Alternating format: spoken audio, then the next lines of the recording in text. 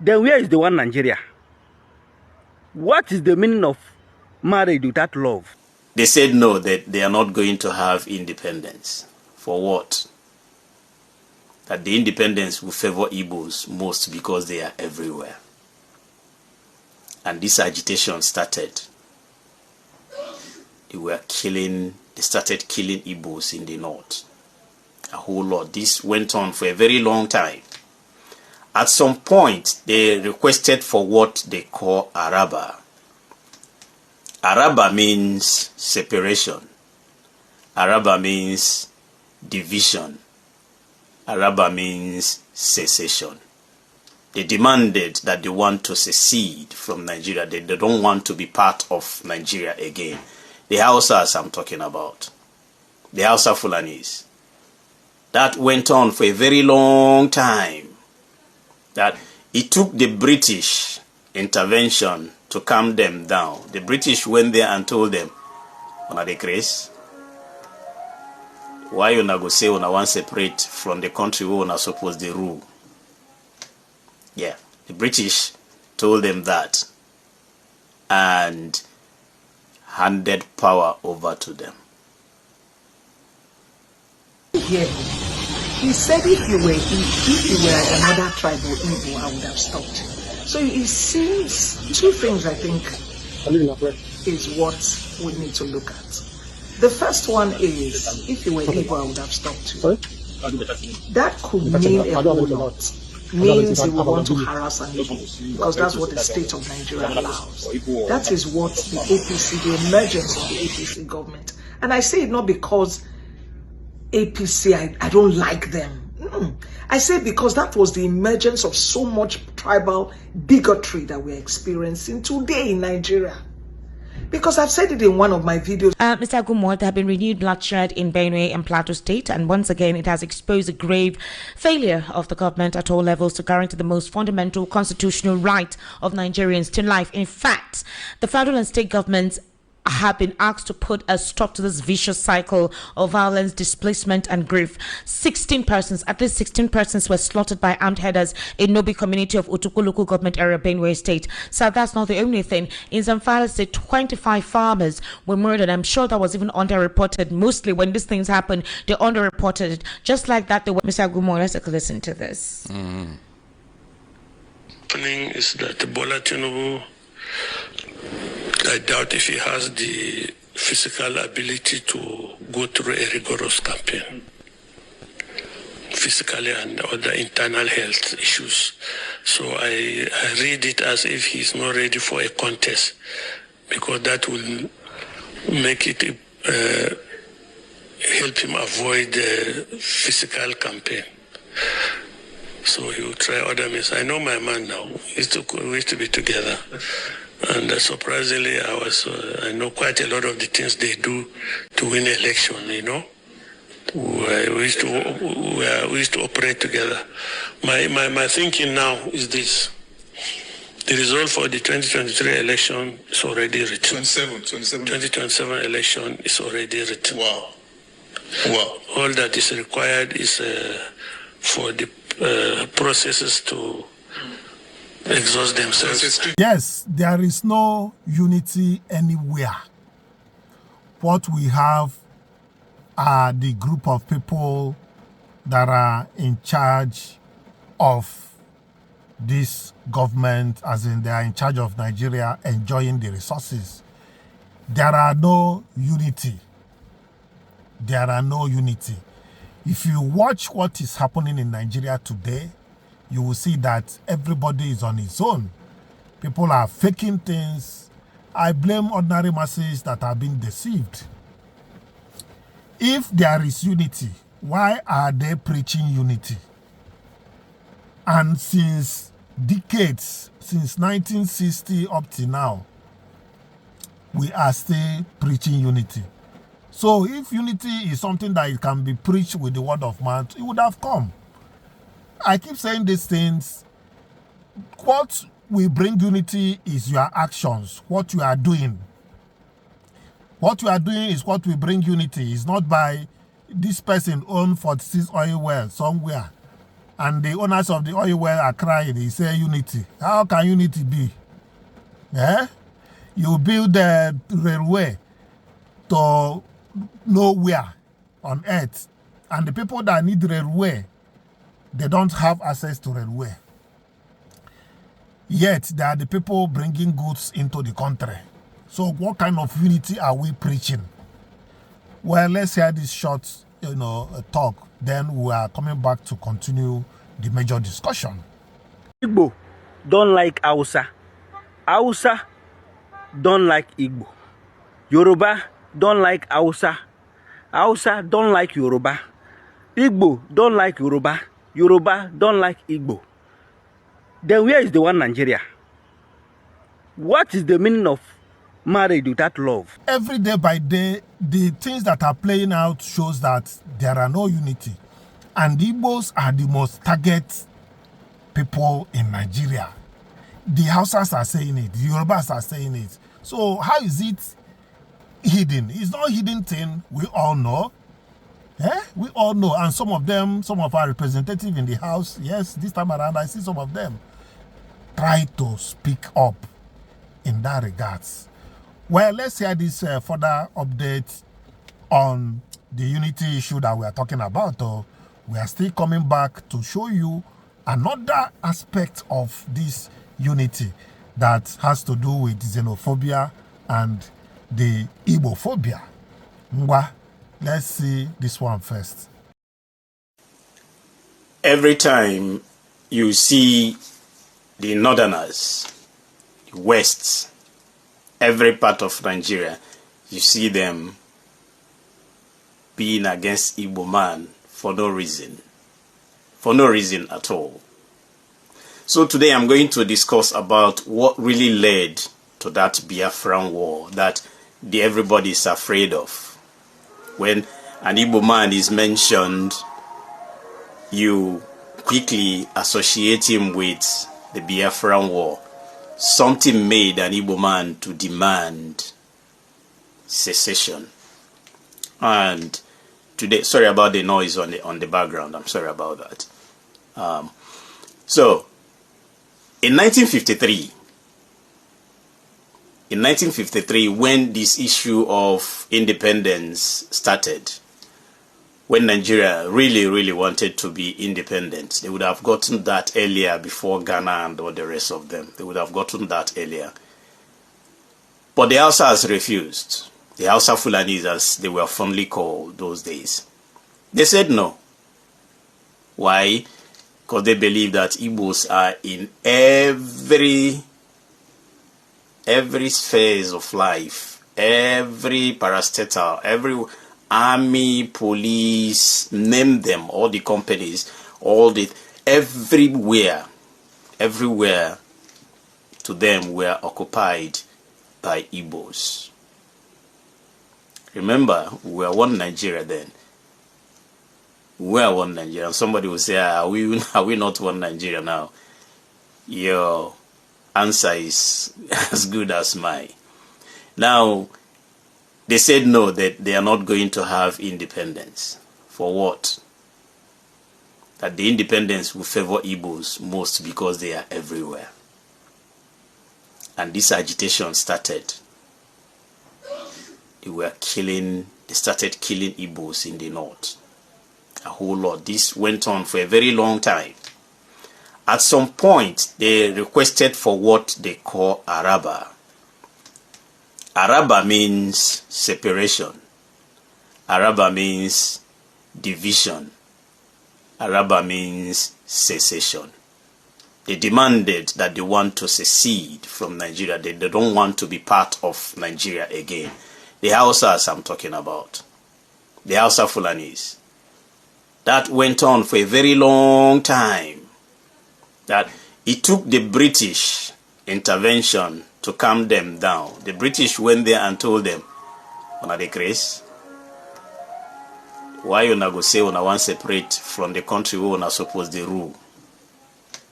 Yeah, the British told them that and handed power over to them. They handed power over to them. That was how Tafawa Balewa became the prime minister and Zeke became the ceremonial president. All he does was handshake and all the rest of them. Tafawa Balewa was the one ruling. Yeah. So it was not the Igbos that demanded for separation. It was the Hausas that started it. They said they want to secede. They started the agitation, the Araba movement. They wanted to leave Nigeria by all means. But this guy told them to stay. And they stayed in Nigeria. That was why the independence of Nigeria was delayed from 1953 to 1960. So, during this period, they started buying Igbos everywhere. So, he lingered for a very long time. A normal Igbo man, no problem. Ojukwu was begging them, you go back. A decision he regretted until when he died. He said had it been he knew, he wouldn't have advised Igbos to go back after the first massacre. They were loaded in a lorry and sent to the east. The first time, the second time, Igbos ran back to the east. I mean, before they declared Biafra, Ojukwu begged them to return when Jack promised him that everything is okay. I mean, before the war, they went back again, and many that went back never returned. It was not Ojukwu that declared Biafra. It was the Igbos at Ahira in Mbise. That's where they called Ojukwu and said, it is time for us to leave, since these people don't want us in Nigeria. I think it is time for us to leave. Ojukwu asked them 3 times, are you people sure of what you are requesting or what you are demanding? They said yes. And with that unison, they started the Nigerian Biafran war without anything, just machetes. Just machetes. It started because they were united. Very much united. From there, they started building their arms and ammunition, the Ojukwu buckets and all the rest of them. They started building their things. I'm saying all these things for the people that are 30s, 40s, and all that don't really know much about why the Igbos struck. I say it again, it was not the Igbos that started the agitation to leave Nigeria. It was the Hausa and Fulanis with the Araba movement that they want to leave. Why? Because they believe that Igbos have occupied everywhere, that they don't really have much. In the army, in the police, commerce, industry, everywhere, teaching, everything, Igbos were there. So they felt very bad. And that was why we didn't get the independence earlier. It was delayed in 1960. I just want us to understand that. So for you to wake up one morning, if you are a northerner, if you are from the west, if you are from any part of Nigeria, and you start to hate Igbo man, I'm not surprised, because it did not start today. It was something that started years back before, that gave birth to that Araba movement. And till today, they are still using the same template on Igbos. Unfortunately, Igbo people don't really know exactly what they are looking for after the war. I don't really want to talk much about the war. But why I'm bringing all these things to us is, now the election period is coming. From the interview P2B granted, you could see him saying that Nigeria need to unite. The war is over. Everything is over. It is time for us to reconcile. It is time for us to unite. It is not time for anybody to say, Igbo man did this, Igbo man did that. It was not the fault of an Igbo man. It was the hatred they developed against Igbo people. It is not something that they just wake up one morning and started. It was nurtured and carried out until today. They refuse to let go. I want to ask Hausa people now, who is losing now? 6% of Fulanis is leading 30% of Hausas. Yes, the whole northern region. The Hausa is 30%. Fulani is just 6%. You can check it out. But they are the ones in charge of the north today. Very soon they will capture Plateau State. Very soon. Very, very soon they will capture Plateau State. It is already 75%. They will capture it and they will install their emir there. And that settles it. Am I happy about it? No. But go and brought that on them and he ran to Abuja and allow his people to be suffering. He cannot live in Plateau State. He cannot. Anyway, so if you are an Hausa man that still believe that Igbo man is your enemy, Igbo man is not your enemy. You started the whole thing and now you are turning it around to make it look like an Igbo man is your enemy. An Igbo man is a nation builder. The earlier you realize that, the better for all of us. May God bless you and may God bless the Federal Republic of Nigeria. Thank you. All right, you've heard it. That is the unity Nigeria is made up. Unity, unity. We are here deceiving ourselves and our time is going. We are aiding and abetting some people, you know, taking the major thing for themselves while they crumbles. Some of the, you know, people that OES members, they get small crumbles from the table of their masters and they are happy. Well, that is their own schedule and that is their own cup of tea. Yes, let's go into the other aspect of this thing we are talking about. You remember what happened the other time about the policeman? That is just about that guy or the police aspect of it. Everywhere in Nigeria, it has been like that. Am I lying? True or false? Well, let's hear what this our lady has to say. And she is a Yoruba woman. Let's go. Hello, Nigerians. So I'm sure that many of you have seen my video that I had to dance and I had to talk about some of the challenges I had to go through on the back end. Please don't pity for me. Some of you that are on this platform or many other platforms, you know that this is what we have to deal with. And I'm ready. I'm really very, very, I would say, ready for this. I'm not in any way perturbed or worried. What I deeply would appeal for is that we have to continue to do this. There's no going back on it. Today I want to speak about Igbophobia and xenophobia because I don't think there's a difference. Someone had shared a video with me that was very disturbing for me when I heard a policeman. It distracted me a little bit from my research, but I really needed to put my voice to this. When NSAS happened in 2020, I think during the lockdown, the police force didn't understand that Nigerians were fighting for them because I think that they are heavily defunded. They are not well funded.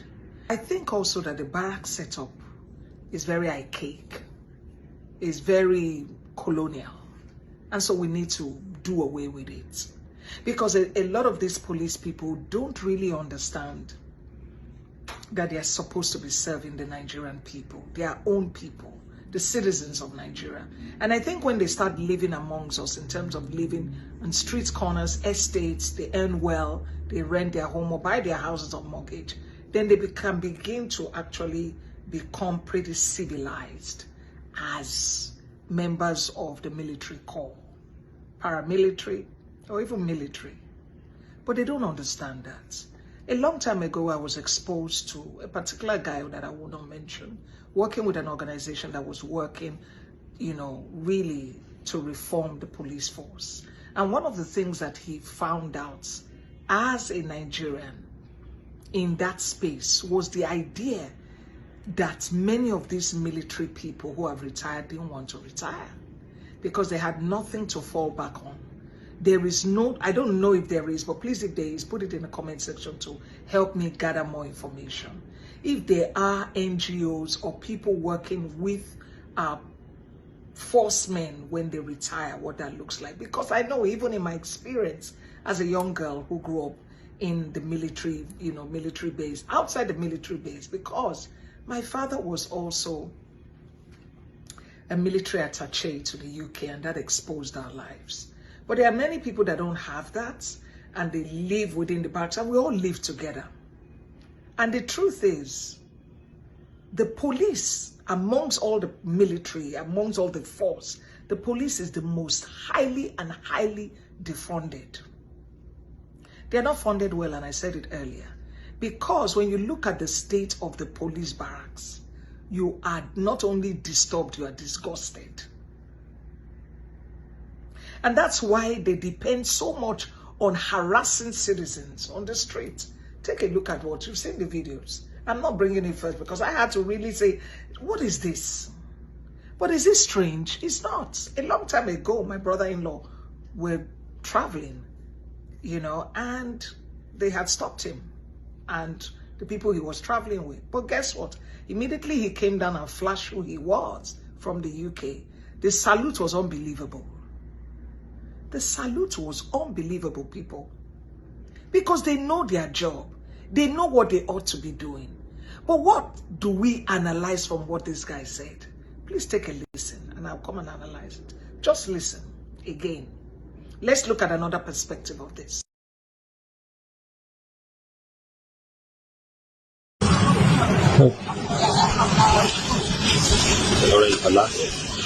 Sorry? You came from America. Came from UK. I'm doing that, yes. So did you hear him? He said if you were another tribe or Igbo, I would have stopped. So it seems two things I think is what we need to look at. The first one is, if you were Igbo, I would have stopped you. Sorry? That could mean a whole lot. Means he will want to harass an Igbo, because that's what the state of Nigeria allows. That is what the APC, the emergence of the APC government. And I say it not because APC, I don't like them. I say because that was the emergence of so much tribal bigotry that we're experiencing today in Nigeria. Because I've said it in one of my videos a whole long time ago, that there are people in Nigeria who will continue to support their Igbo person or their Yoruba person, being whatever tribe. They don't believe in that. But this party, from 2014 to date, created a deep sense of divide where the fabric is almost torn into pieces. That when you talk now, you have to put on, like, you have to wear the bias, or you have to wear the tribal, or you have to explain who you are, your name. If your name now has maybe Busayo, somebody Chuku, why do you have Chuku in your name? So who is Busayo? What does that mean? We now question ourselves within the same geographical space as a people. What will give this police the reason to do what he did? It's just the same thing. It's the same thing. The society, the entire atmosphere of Nigeria is bigoted because one tribe, because one region, their brother, our brother is in power. The last time I checked, if an Hausa man is in power, back in those days, you just see everybody wearing Hausa outfits. So some kind of representation and some kind of inclusion by clothing. Before I go, let me leave this. When the policeman Milikiari had a problem, seen with the Cubana chief of this world and Obi Cubana's mother's burial. And all of those saga that we had to go through, including the hush puppy that was just raining. I honestly didn't even know who those guys were. I had to go and be looking it up. The Hausa came up with venom that the Nigerian government will not release him to America for trial because he needed to be extradited. And they refused. When Okweremadu, if I remember, in England had issues of that magnitude, I still remember seeing a lot of Igbo people, because I was looking at comments. I saw a lot of Igbo people saying, yeah, he needs to face the book. He needs to face the music. He needs to face what he has done. He needs to go and explain himself out. Okay? The other day, as we see what we are seeing with Gbajabiamila, Tinubu and all that, all we are now suddenly seeing is what there are people that were doing it before. What is the difference? He doesn't have to explain himself. The president has said it. It's the president. The president knows him better. Who else can know him better if he's not the president? And it makes me laugh.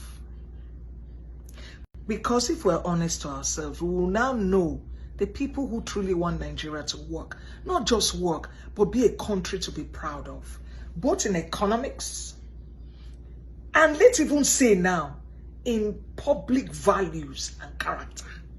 It seems it's the people we have Ibophobia problem with, or the people that we're now having problem with that we can now describe as an Ibophobia problem. Because how else do you explain this, Nigerians? Think about the 3 instances I've given now and tell me if I'm lying anywhere. Actually tell me if I'm lying. So you that are watching me, that are thinking that I have a problem with Tinubu, I have a problem with what he had to do to get into power.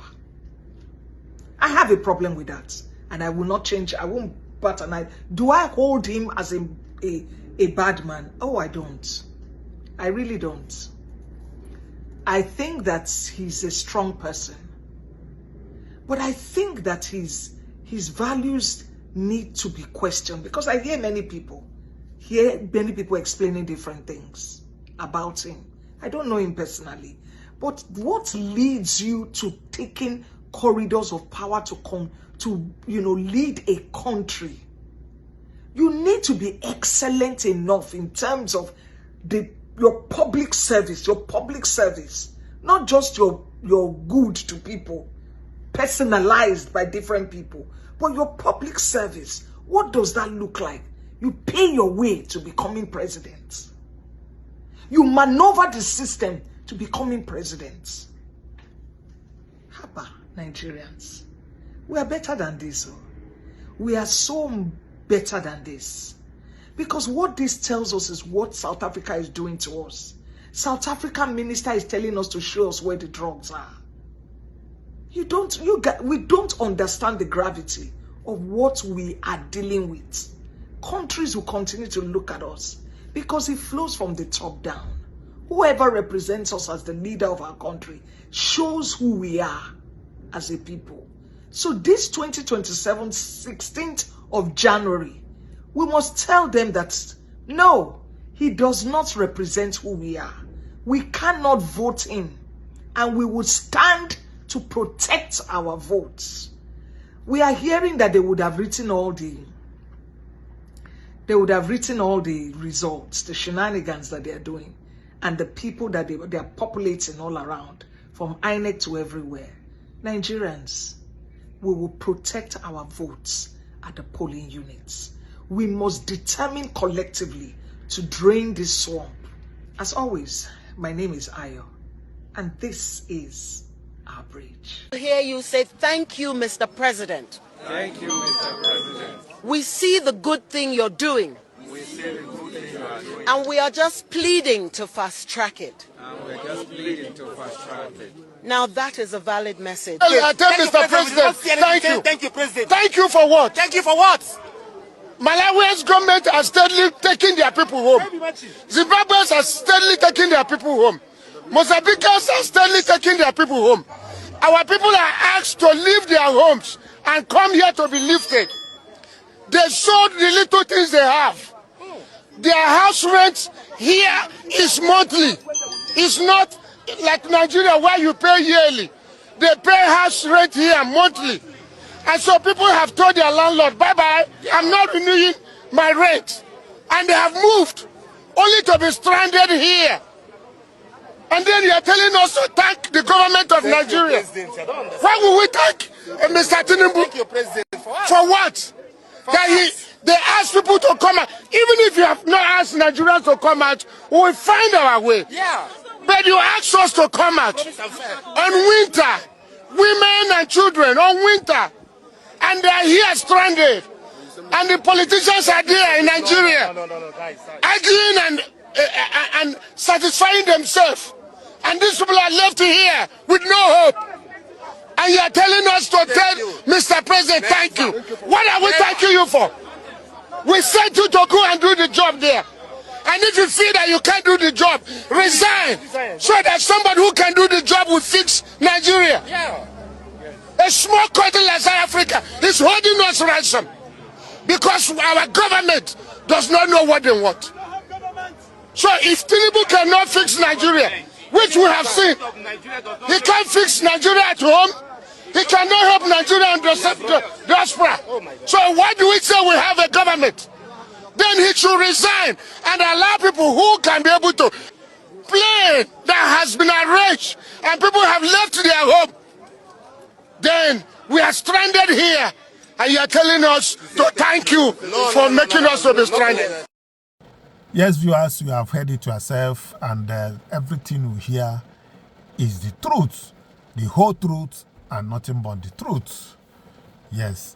Having said that, let's now go into the current issues that are happening in Nigeria. Well, every day, every time, there are so many things happening in this country that we need to, think twice.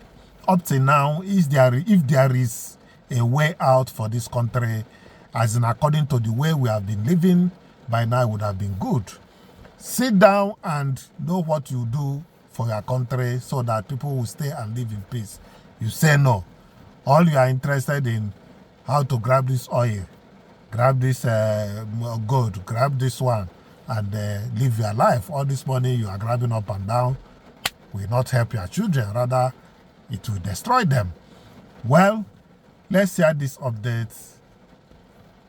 Mr. Agumor, thank you for joining me today on the Evening Rush. My pleasure. Let's get into the crux of the conversation today. Mr. Agumor, there have been renewed bloodshed in Benue and Plateau State, and once again it has exposed a grave failure of the government at all levels to guarantee the most fundamental constitutional right of Nigerians to life. In fact, the federal and state governments have been asked to put a stop to this vicious cycle of violence, displacement, and grief.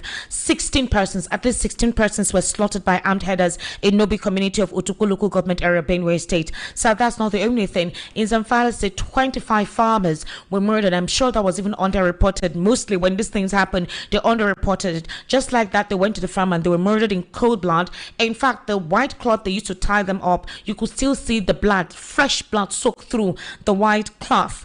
Reverend Achoma recently called out the government of the day to say that, you know what, PFN, if you guys refuse to wake up, we are at war with the Crocs. They sent a death, whatever, to his church, and 9 members of his family have been murdered. The American government, via Congress, had to write to the Nigerian government to please stop this excessive killings. But is it possible? Because I'm sure you remember the Brigham Youth guy who said that the politicians responsible for this. He told us that there was a 40-day truce between the federal and obviously the Boko Haram government, or the Boko Haram syndicate, as you can refer to them, terrorists, and that basically they're in communication. The following day, this man was arrested, not just arrested, taken away by the DSS, questioned, his home ransacked, and in some instances we heard the man say he was given toilet water to drink, and he's standing firm to what he says he knows. So how do we marry this? How do we synergize what we're hearing? Is there a collaboration somewhere? These killings are continuing. If there's a 40-day truce, has a 40-day truce expired? Immediately that man made that alteration on the Monitor television program, Mr. Alindume came out immediately to debunk it. Now, there are talks that whenever they sit down at FEC with the president and he asks them questions, because Alindume is a senator in charge of defense or something like that, the committee in charge of defense at the Senate, and that he asks them, since that's your expertise, what do we do about this, right? And they ask for money. And monies are doled out, but we're not having any respite. You see this consistent killing in all parts of Nigeria, that the president is just looking aloof, as if he doesn't care, as if it doesn't matter. Esther, if we now begin to add a conspiracy theory on it, talks will start wagging. Okay. But in reality, tell me which president, which government will be sitting in office and people are being slaughtered recklessly. Not just something that happened under 1 year, for 15 years now or more than. This thing has been with us. And so when we begin to say, should we be ritual killing? Is there any blood covenant somewhere? I mean, how can this be ordinary? How can? Because when things begin to happen like this, it is time for people to call it name, give it a name. You may not believe it, you may not think it matters because it has not gotten to your doorstep. Esther, are you aware that there are people that we may never find again in this country? That is, they are just there in the terrorist enclave in this country, on our soil. The government doesn't bother. In fact, those people are forgotten, Esther.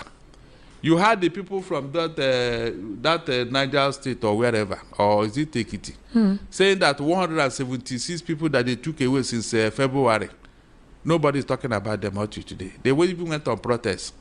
Esther, 176 women, children, people's family in terrorist enclave, and you have a sitting government who does not even bother.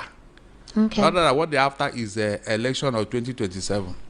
So it will not be far-fetched for somebody to say there is something going on, something fetish, something mysterious that is going on with this bloodbath.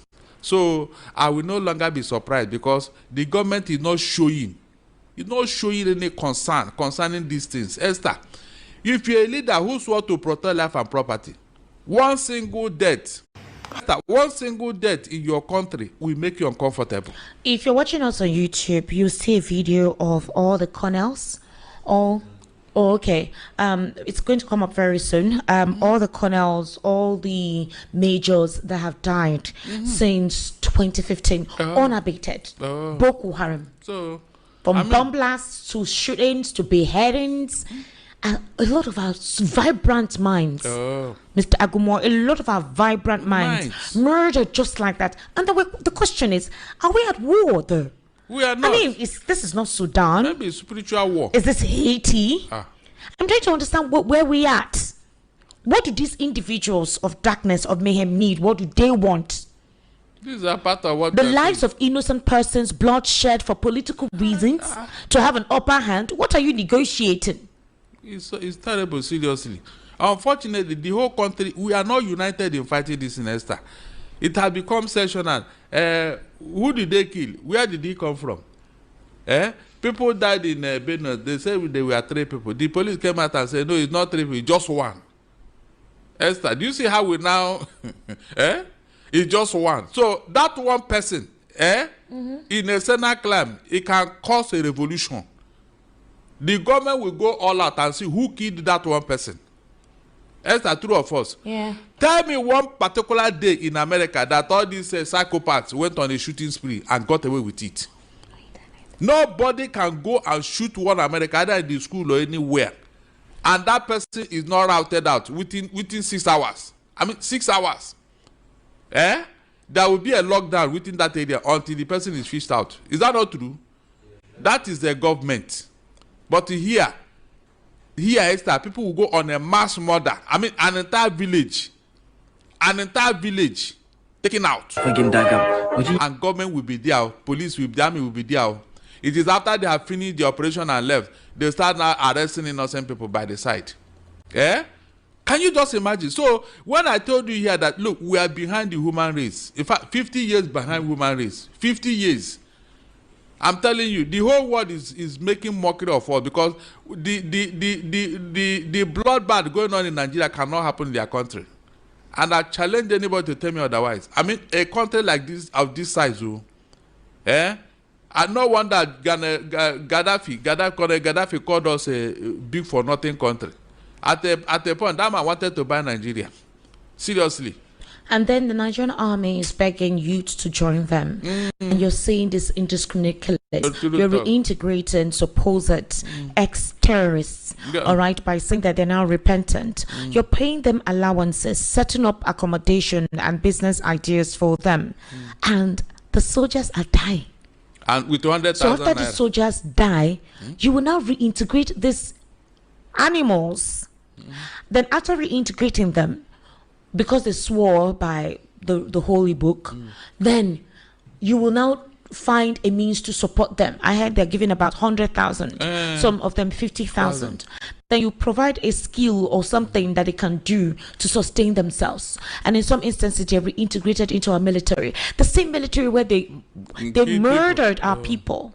So it's unfortunate. There are things you can't even begin to imagine or think about. I mean, things that are very awkward. Things that are, in fact, unthinkable in a Senate climb. If you're watching us on YouTube, you're going to see all the names in no particular order, in no particular yearly order, actually. Names. A lot of names. They can't capture the names. There's so many. They can't. So many. Young men, like young men. They can't. And I was like, what are we doing? And to make matters worse, Esther, we are aware of a particular ethnic group that is behind most of the killings. Most of the killings. They are not even apologetical about it. They feel it is their right. Meanwhile, government has not called them out and said, come, look, you people should stop all the... call them out. Mention their name. Mr. But rather, they will not. 3 brothers in a family murdered by Boko Haram. All within the soldiers. They're also just in a family. So one man discovered, he said he discovered 5 families that they are wiped out in Plateau. Can you imagine that? That's wiped out from the face of the earth. That means that generation is gone. That family is gone. No lineage, nothing. Wiped out. Not once, not twice. Esther. People just take it as if it is nothing. The insecurity did not stand on Tinubu. And so it must continue under him. Esther, look at argument. They will call on and say, after all, insecurity did not start under Tinubu. Therefore, it should continue under him, Abi. It should continue. Look at argument, Esther. Look at argument of Nigeria who claim to be patriotic, who claim to know more than God, who are attacking us. These are people that claim to own Nigeria. Barrister Darland. Every match day, something shifts in this city.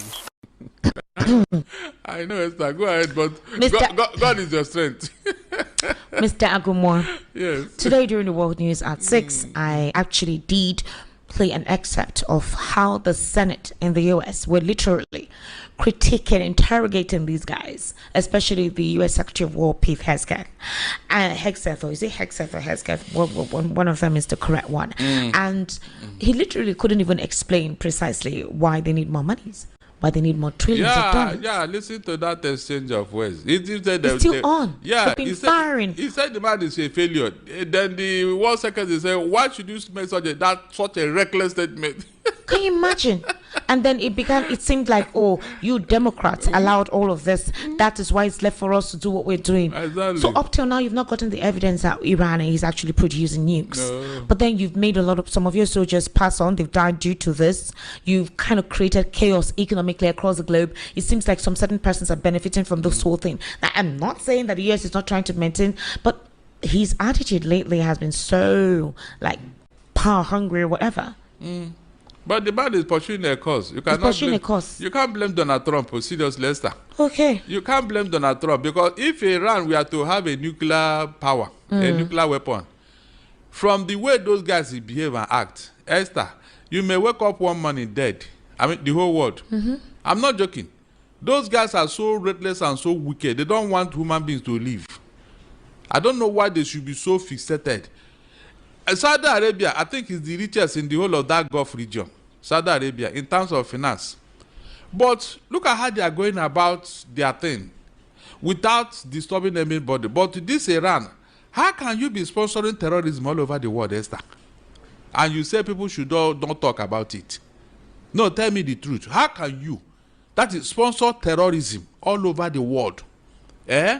You create terrorist enclaves and send them out to go and disturb other countries and all that. What are you thinking? These are things that angered Donald Trump, and I support him for that. Okay. Let Iran come and tell us that, yes, they don't have a hand in most of the terrorist groups all over the world. Let them come and say it, because the facts are there. And why should that be? And you are creating a bomb, a nuclear bomb for that matter. Esther, they will just send one to one country, and that country will just be over. That is, it will incinerate that country. They will throw another one somewhere. That country will be over. Is that what you want? Prevention is better than cure. We don't want another Hitler.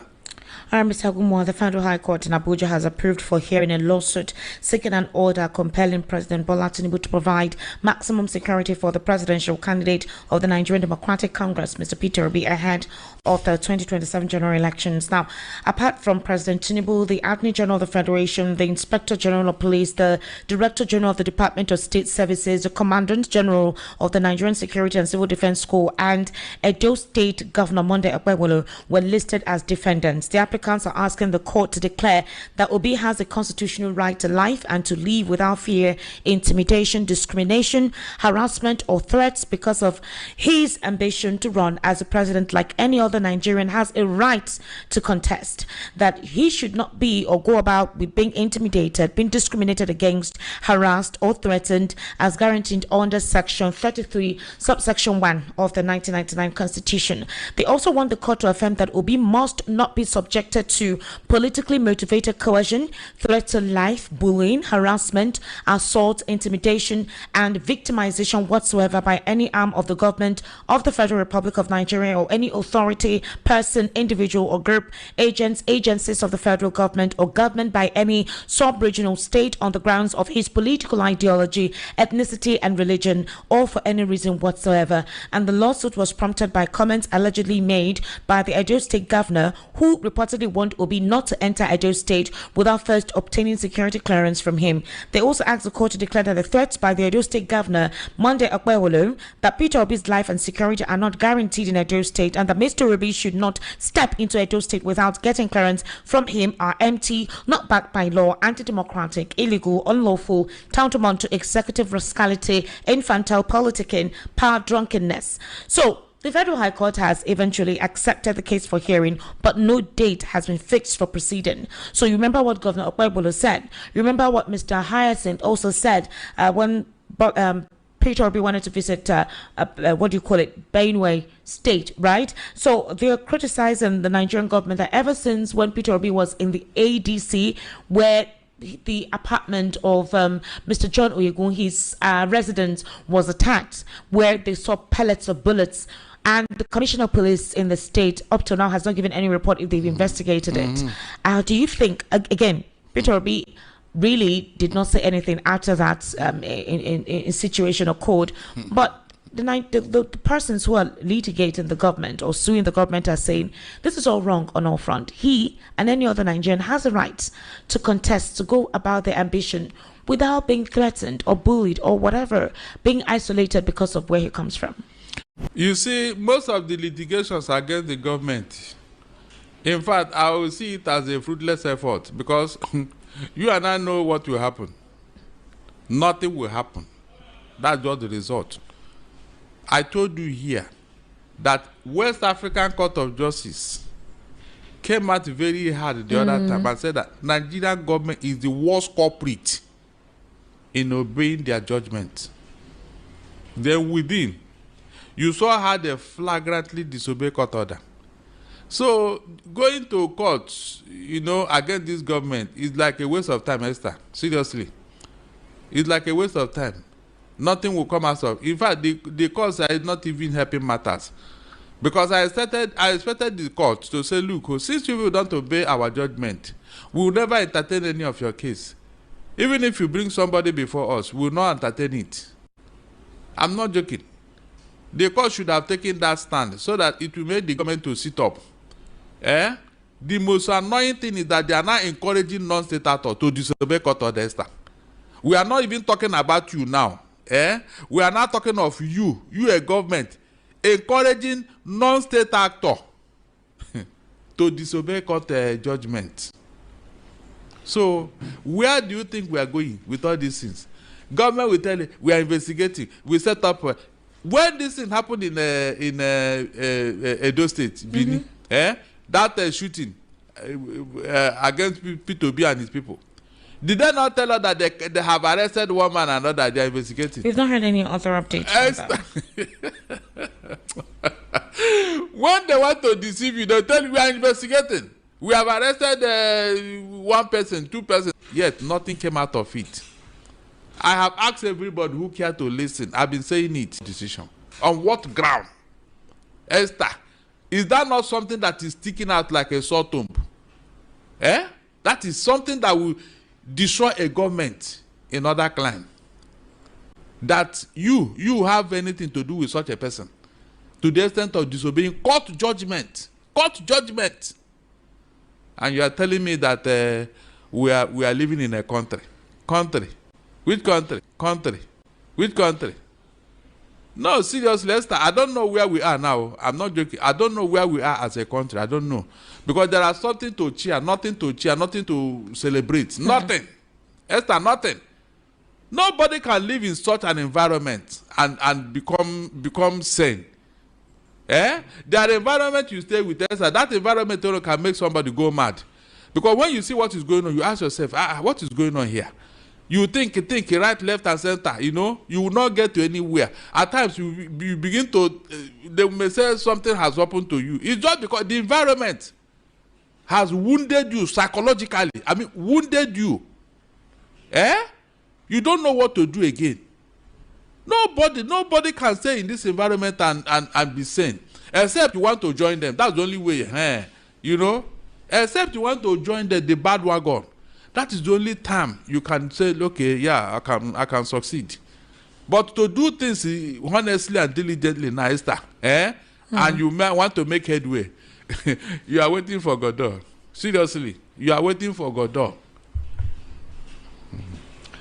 So at this point, when you speak like this, is it not worrisome? Why I'm saying so is that there's a recent video that went viral on social media as to how a Nigerian was murdered by the South African police.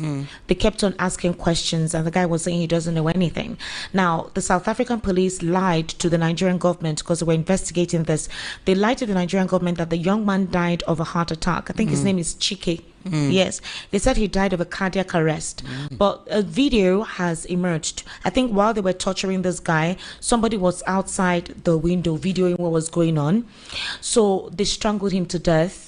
In fact, if you're watching us on YouTube, you will see that video. It actually caused chaos and everyone is talking about it. Now, some Nigerians were just alleging that, oh, the person must be into drugs. That's why if he did something wrong, then what happened to him, happened to him. It's crazy to hear some Nigerians make certain utterances and judge you without even knowing if whatever the allegation is true or not. The man kept on shouting he doesn't know anything. Now, others are responding by saying that that's how the SAPS police do. They come to your home.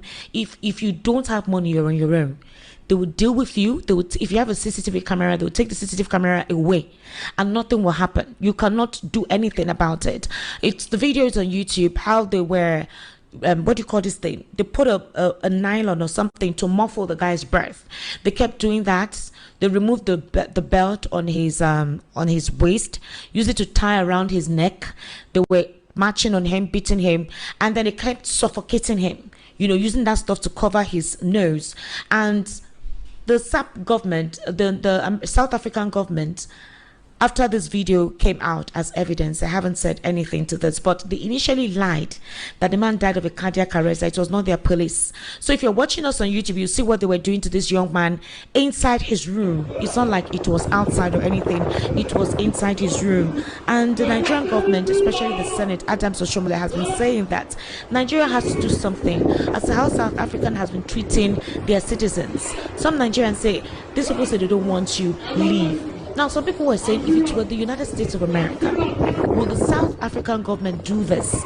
Would the American government just allow and watch? And the people outside that they will even tell you that they didn't send a message. Did we ask you to travel to South Africa? All manner of theories and all manner of thoughts will come up. But that's the reality. In the bipolar world we are now, between the powerful and the weak, if you don't have what it takes to protect your interests or your people, both within and outside the country, Esther, you are nothing. Don't deceive. You are nothing. The world does not have time for a weak person, not to talk of a weak government. If you don't have what it takes to protect and defend your people, either within your country or outside, Esther, you are not a government. So the terrorists that are mowing down people here, which you started, was not your first intro? Yes. So what have you done with, not to talk of the people in South Africa, long? Can you just imagine? Do you know how many people that they have killed? I mean, Nigerians that have killed without any noise, without any recognition, without any... a presidency source said that they actually came here on Friday, last week Friday, and that they came there unnoticed, without any notification, claiming that they wanted to see the president without prior notice. How can you come to a government to meet the president of the government without prior notice? More respect, no deal. Oh, so I mean, when we are saying it, people thought you are just. How can you come to? What kind of relationship do you have with the Nigerian government that you think you can come here in your room? You want to see Donald Trump? You will take 1 year. 1 year. Did you see how Trump actually embarrassed Cyril Ramaphosa the last time? That he came to South Africa. I mean, when he came to the US. That even every other African country were backing them up by saying Trump had no right to have disrespected him like that. True talk. Ramaphosa should have refused to come now, Abi. He should have refused to come when Donald Trump summoned him. He should have refused to come. And you know whether Maduro will not happen pro max. Yes. He did. I mean, So that is the reality. Nigeria have lost everything that makes a state. So apparently the president said he's not meeting them. Doesn't want to have anything to do with them. He's not seeing them. And when you go to the police station, they'll tell you do have evidence. They'll tell you they can't do anything if you do not have evidence. Yes, are you not surprised that this has been going on repeatedly? And what we do here is just talk shop. Are you not surprised? No, you can't say what we do here is just talk shop. I mean, in Nigeria, is it not talk shop? South Africa, you should not kill our people again. No. South Africa, we don't like what you are doing. No. South Africa, after talking, they will go and kill again. Then, I thought that Nigerians... before we continue, Mr. Gumo, let's take a listen to this.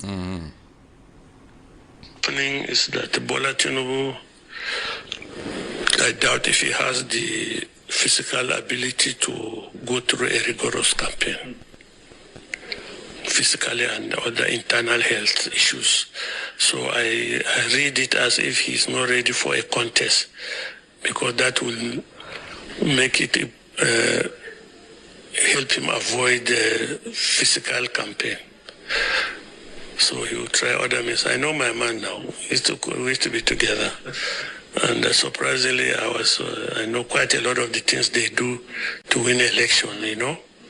We used to operate together. My thinking now is this. The result for the 2023 election is already written. 2027 election is already written. Wow. All that is required is for the processes to exhaust themselves. There's a script being written towards... It's not, why are you talking of script? It's not the script. Script is still theoretical now. As it has been written. Wow. The script was written 3 years ago, so it is now, the result is there, or the methodology is there, and two things. Why do you think he purchased the opposition governors. Because first of all, that has denied the opposition access to funds. All the state governors are now with him. So no opposition has access to funds to compete against him. Number two, the governors, because of the support they have from him, has encouraged them to be very cavalier in the manner in which they are spending state resources. They administer their states or not? Yeah, so now it's in their interest to make sure they deliver. They deliver, and they not for themselves, because opposition will come and so they will work hard. They will do what they did in 2023, which your friend Nasser Rufai claimed they did for him. They will do the same thing. So now look at it. If my state, Adamawa State, if Adamu Fintiri is going to deliver Adamawa by hook or crook, more by crook, and Borno is going to deliver Borno to him by crook, and Yobe by crook, Gombe by crook, Taraba by crook, Kaduna, Kano, all those northwest states, the whole state except Bauchi, you know, the 19 states, before Abuja is the 28th, you know, by crook, they will all deliver. They will write the results. They allow you to go to the polling unit and pretend, and the INEC will do some oju and announce the result that has already been handed over to them, I think, and that's the end. And now the problem would be the reaction of the people to that. And my own assessment is that every Nigerian will just remain in his house in no one trouble. The candidates will go to the courts. The candidate will go to their courts, and sons will collect billions of naira and impoverish them further, and then that's the end.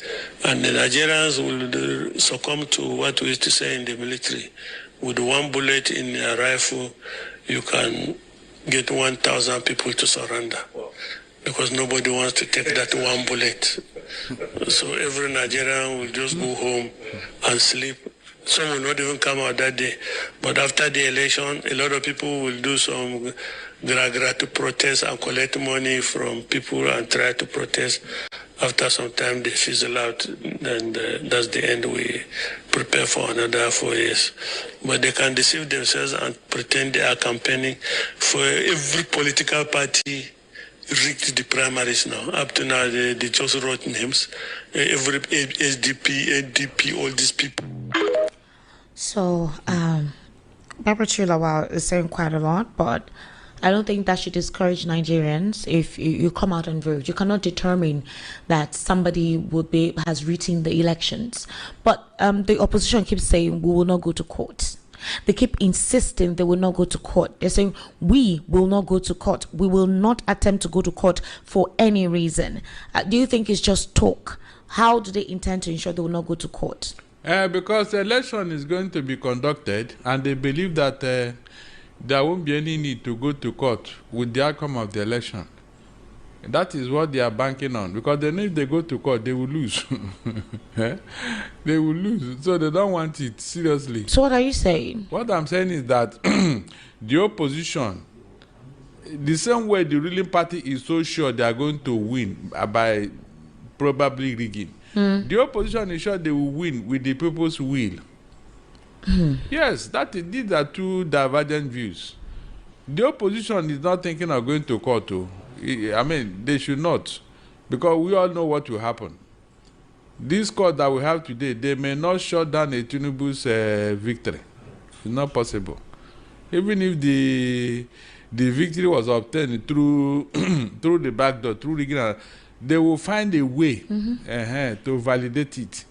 So going to court is riskier than going for a straight win in an election in Nigeria. It's as simple as that. So in other words, you're saying that people should now prepare to vote and not think of banking on their court. Ordinarily, if things were normal, if things were okay, if we had a court that would stand their feet and say, no, this must not happen, like we have in other clans. Esther, I will even be so happy if they should go to court. Because the court will do the needful. But here, the court has become too sentimental. Because remember what happened with Abuja? Abuja is now became a word and is. Remember, when they say you win 2/3 of the 25% of the states, 2/3, and Abuja, that is very clear. But all of a sudden, the court started doing their interpretation. Now, flip over the page. Look at America. Hillary Clinton won Donald Trump the first time with popular vote in America. Is that not true? But because of electoral college, Esther, electoral college, that they are not even up to 1 million. These men and women voted at the electoral college and gave Donald Trump victory. If it were in Nigeria, they say, how can millions of Nigerians vote? Then a few people from whatever will now upturn the victory. Is that not the argument that they will put up, Esther? So when I tell you we are behind the human race, these are the facts. Things that are working elsewhere cannot work here. Electoral college gave Donald Trump victory the first time. Against Hillary Clinton. It's on record. In Nigeria, it can never happen. The same way they interpreted Abuja, the same interpretation will come up. How can somebody win an election and then because he didn't win one particular, therefore, argument that cannot stand the test of time. And you know what? By the time we continue to parade this type of judgment and all that, we are diminishing our courts. We are diminishing our legal system. We are diminishing our electoral system.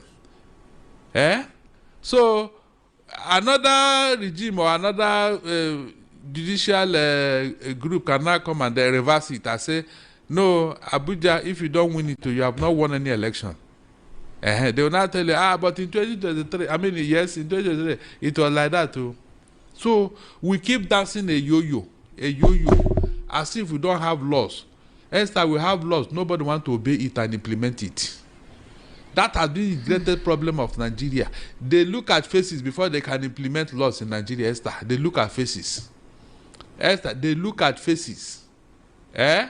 When they want to deal with you, they will deal with you because you are not in their good book. But when they want to pamper you, like those people in the good book of government, that they are even encouraging to disobey court order. Who are they? Who are they, sir? Who are they in government? Nothing. But because they are the good book of the government, they will support them, they will back them up. And our legal icons, our legal luminaries, MB, all of them, they are there. Nobody is challenging why an MC Oluomo should disobey an appeal court or judgment. Nobody. Esther, have you heard any noise? Have anybody asked you, what are you doing with the MC Oluomo? Have anybody in Nigeria asked that question, Esther? But to do one small thing, now you see how they will flare up and start running all over the place. As if you are committed murder or treason. Look at that. A whole appeal court. This guy just disobeyed it and is parading and walking all over the place with the escort, Esther. And you are telling me that we have a country. It's unfortunate, seriously. The level of impunity and arrogance is so annoying. Esther, it is so annoying. So when these terrorists are behaving the way they are behaving, it's okay. They learned it from somewhere. I'm telling you. Because how can you imagine that a group of people will wake up with the motorbike, enter a village, slaughter everybody, and then zoom off? Esther, zoom off. Nothing will happen. At times they will catch a few people, at times they will not. Nothing will happen. And so, is that not the way government behaves? Acting with so much recklessness. Yes, viewers, I thank you for coming along with me. Please, if you have not subscribed to our YangaLife channel, please click on the subscription button, notification bell, like our video, and don't forget to share them. I am still Chinedu till I come your way next time.